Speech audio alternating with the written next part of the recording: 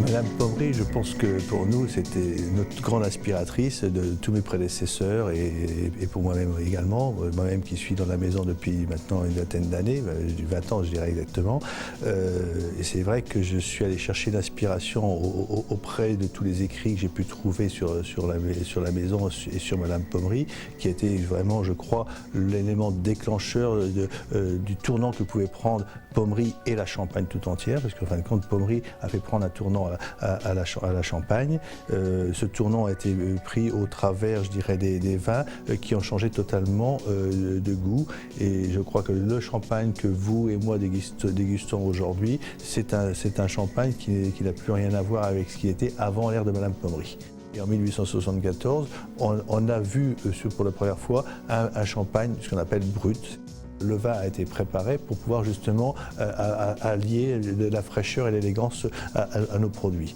Et aujourd'hui, notre rôle, à nous, chefs de cave chez Pommery, et donc mon rôle en particulier, c'est bien sûr de trouver également des choses dans le modernisme.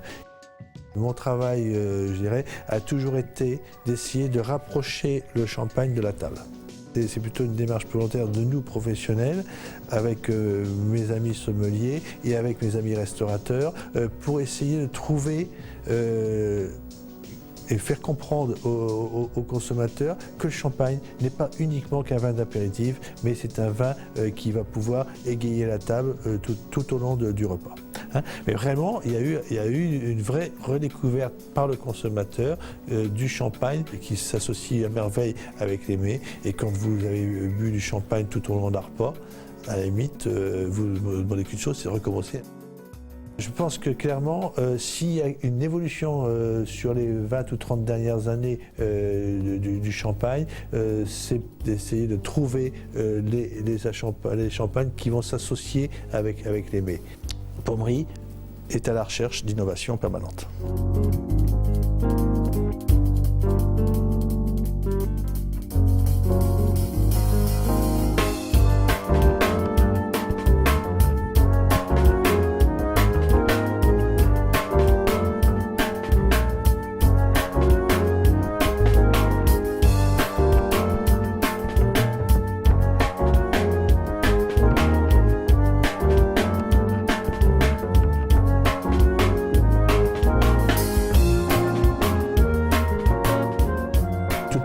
Je la passe au contact avec les vignerons. C'est pour moi un rôle important parce que si je n'avais pas ce lien et ce lien important avec mes vignerons, je crois qu'il manquerait quelque chose. Parce qu'on ne peut pas être proche d'un produit sans être proche de la matière première. Il est vrai que depuis que je suis chez Pommery, maintenant depuis 20 ans, j'ai voulu un petit peu montrer d'autres choses de Pommery. En 1999 est arrivé le pop, où là j'ai fait une révolution même dans le milieu champenois. Pour moi, je pense que c'était rendre hommage à Madame Pommery en lui montrant un petit peu l'image qu'elle a voulu donner de créativité et de modernisme, on pouvait encore aujourd'hui le retrouver dans la maison.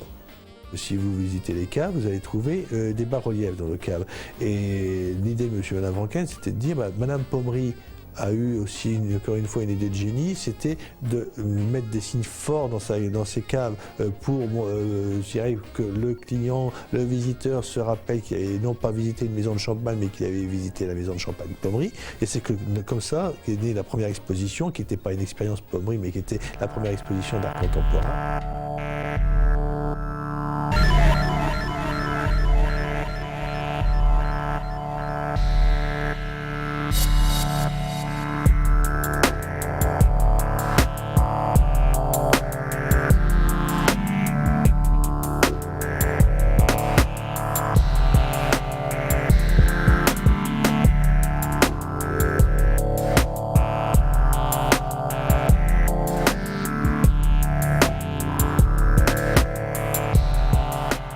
Je pense que le fait que le champagne soit une appellation, c'est un élément fort, très, très fort, au niveau national, au niveau international, parce que ça a permis de positionner le champagne au plus haut niveau.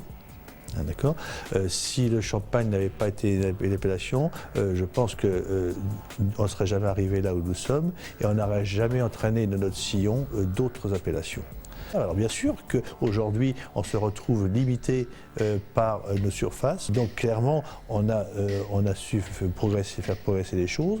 On est aujourd'hui peut-être à la limite de notre aire d'appellation telle qu'elle est construite aujourd'hui, mais on sait très bien qu'on a encore du potentiel et qu'on va pouvoir demain, si on veut, continuer à prospérer, tout en bien sûr en faisant toujours à cette notion de création de valeur qui, je pense, a permis d'amener la Champagne où elle est au niveau international. Le premier marché du champagne reste encore la France. Je dis encore parce qu'à la limite, la France perd aujourd'hui des parts de marché par rapport aux autres pays. La Chine est un marché, je pense, à fort potentiel.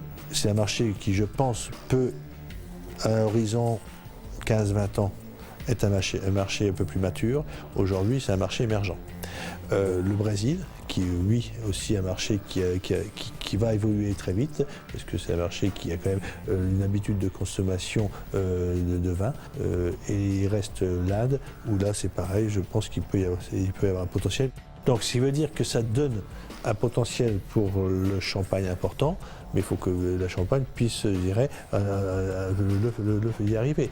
Moi, je pense qu'il y aura un arbitrage et qu'un certain nombre de marques qui vendent des trop bas prix arrêteront, et ce sera de ceux qui créent de la valeur qui arriveront, si vous voulez, à bien s'en sortir et à aller se faire connaître dans ces pays émergents.